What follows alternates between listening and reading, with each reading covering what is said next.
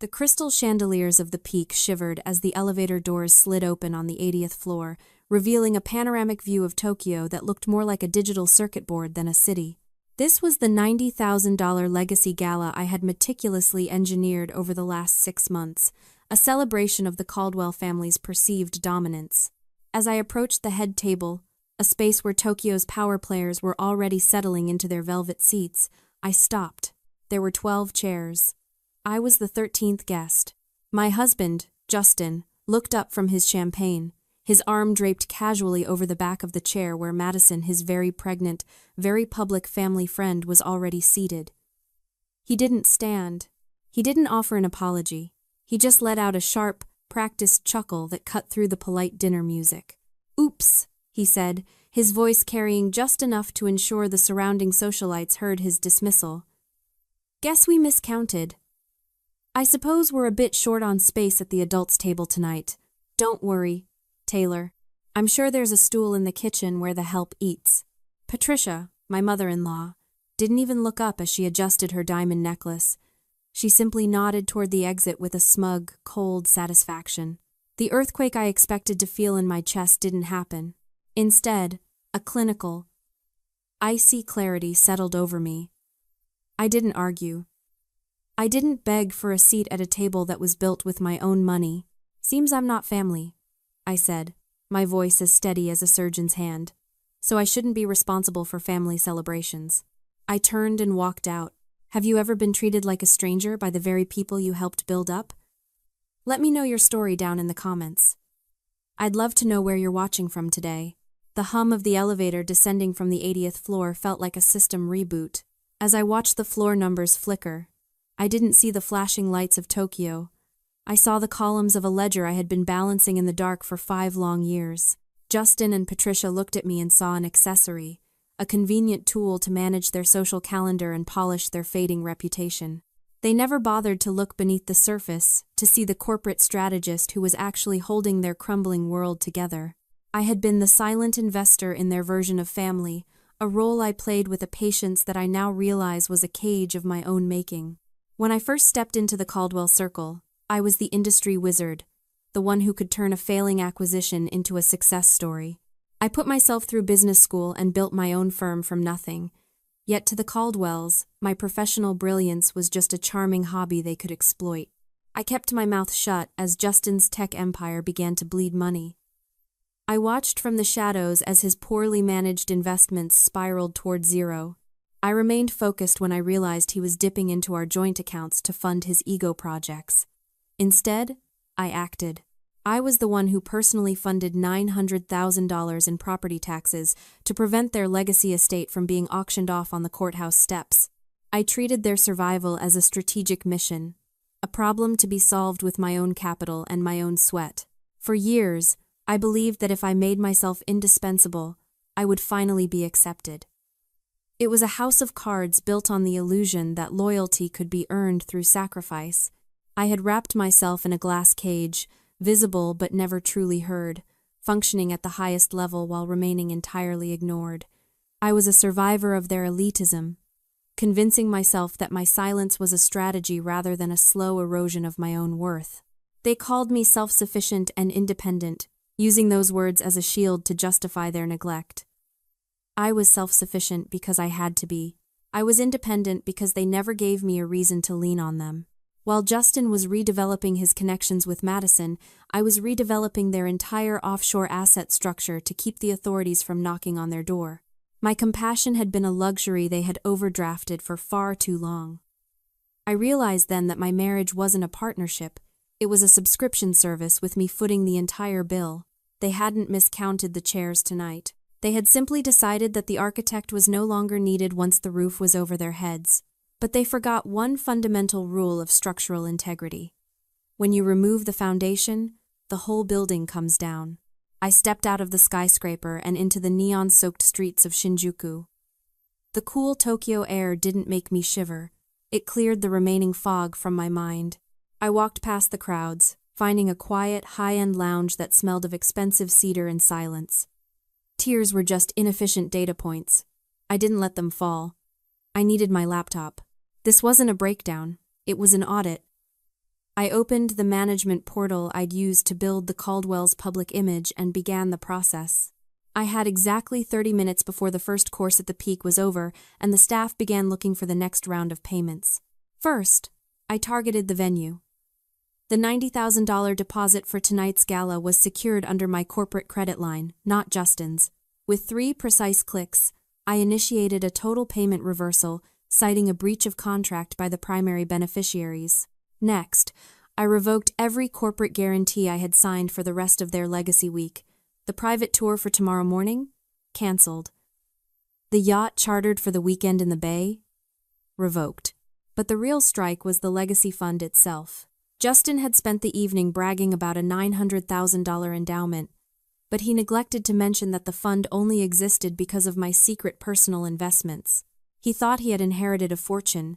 In reality, he had been living on a loan I never intended to make permanent. I authorized the immediate liquidation of those assets, transferring every cent back to my private business account. Inside the lounge, my screen glowed with a different kind of sunrise, the kind made of facts, numbers, and quiet retribution. I had been the silent architect of their survival for 5 years, but tonight I was the one who pulled the plug. My phone began to vibrate on the table, a frantic rhythmic dance. Justin's name flashed across the screen, once, twice, 3 times. Then a text from Patricia. "Taylor, the manager is here. There's a problem with the card. Fix this now. You're embarrassing us." I didn't answer a single one. I simply closed my laptop and ordered a second espresso. The Caldwells wanted to play a game where I didn't have a seat at the table. They were about to find out that when I leave the room, the table disappears along with me. The silence of the lounge was a stark contrast to the digital storm erupting on my phone screen.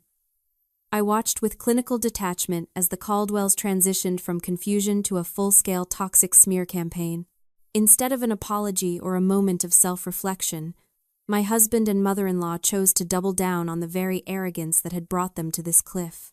The group text, the same one that had been used to plan family excursions without me, now hummed with venom. "You've officially lost your mind," a message from Justin Reed. "Cancelled the venue? In front of everyone? You're acting like a vindictive child over a miscounted chair." Patricia followed up with a message that oozed a different kind of poison. "We gave you every opportunity to be part of this family. And this is how you repay us? You are selfish, ungrateful, and clearly unstable. Don't bother coming back to the suite." I didn't flinch. Their words weren't loud this time. They were just hollow. They weren't shocked by what they'd done. They were only shocked that I had stopped playing along. They actually believed they were entitled to my resources even as they spat on my dignity. I rubbed my eyes, trying to summon even a flicker of regret. But there was only a cold, hard clarity. This wasn't a family drama anymore. It was a forensic accounting process. If they wanted to make it about my character, I would make it about their debt. I opened a new email and contacted a former mentor, one of the most ruthless corporate attorneys in the city. I didn't ask for advice. I gave a set of instructions. We were moving from emotional retaliation to systematic warfare. "I need a formal notice of debt repayment drafted by tomorrow morning," I told him over a brief, professional call. "The Caldwell Legacy Fund is a $900,000 loan, not a gift. And since the borrower has breached the unspoken terms of our agreement, I'm calling it in." I watched the typing bubbles on the family group chat appear and disappear, a frantic signal of people who knew they were losing control. For 5 years, I had been the one to bend, to fix, and to stay silent. But tonight, I had stopped bending. The Caldwells had built their world on appearances, but they had forgotten that a facade doesn't hold up when the foundation decides to walk away. A week after I left that table in Tokyo, the clinical reality of the Caldwells' desperation was laid bare in a sterile conference room. I had initiated a full legal audit of the empire's dwindling assets, and the findings were more devastating than I had imagined. My attorney leaned forward, sliding a folder across the mahogany table with an expression that was part pity, part professional triumph. "They didn't just spend the money, Taylor," he said quietly. "They stole it." Inside the folder were withdrawal slips from my private business account, totaling $120,000. The signature at the bottom looked exactly like mine, the same fluid loops and sharp exits, but a forensic expert had already flagged it as a forgery. Justin and Patricia had spent years playing the role of the refined elite, but when the bank accounts ran dry, they had resorted to simple, clumsy theft. The money hadn't gone toward corporate restructuring or debt relief. It had gone toward Madison's luxury maternity suite, a new private membership for Justin, and a vintage jewelry piece for Patricia. They had been funding their legacy with the proceeds of my sweat, while treating me like a distraction from their sophisticated lives.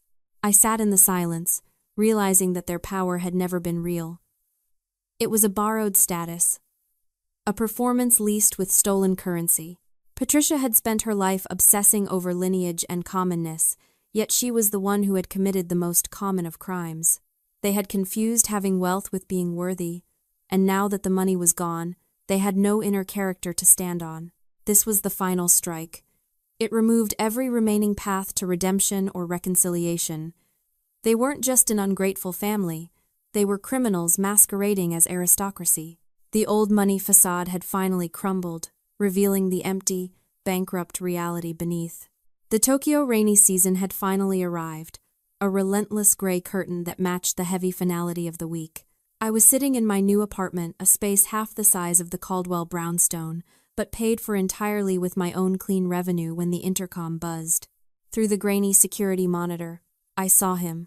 Justin stood on the sidewalk, his expensive Italian suit soaked through, his shoulders slumped as if the weight of his own lies had finally broken his spine. He looked haggard, the polished veneer of a tech CEO replaced by the raw desperation of a man who had lost his anchor. I opened the door but left the security chain engaged, a metal barrier between my new life and his old deceits.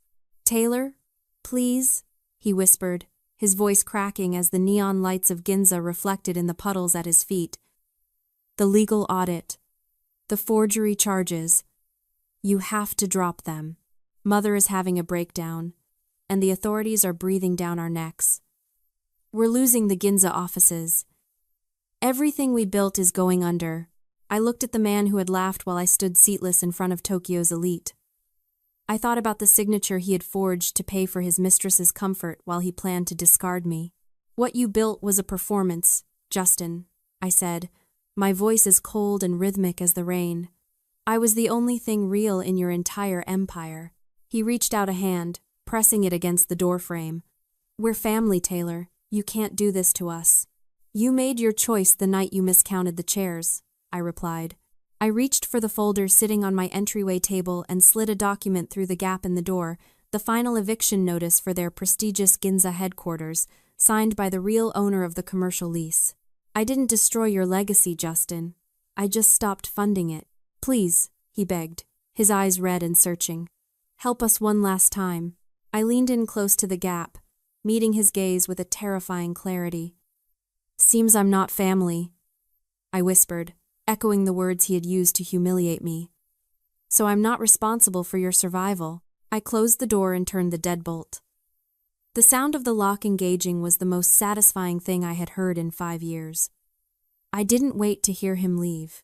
I walked to my kitchen, poured a glass of wine, and watched the rain wash the city clean. 6 months later, the relentless gray of Tokyo was a distant memory as I stood on a terrace overlooking the Amalfi Coast, watching the sun dip into the Mediterranean. The air didn't smell of corporate anxiety anymore. It smelled of salt and a future I had designed for myself. My new firm, Horizon Sustainable Development, was thriving, but the real success wasn't in the profit margins. It was in the freedom to never let myself be hidden again. The Caldwell empire had been systematically dismantled. The Ginza offices were sold to a rival, and the family name was no longer a golden ticket but a warning label. Justin had received a suspended sentence for his involvement in the financial fraud, and Patricia was living in a modest apartment, far from the social circles she once used to diminish me. They had built their lives on a foundation of conditional love, and when they withdrew their loyalty, they found they had nothing left to stand on. I realized that the greatest revenge wasn't breaking them.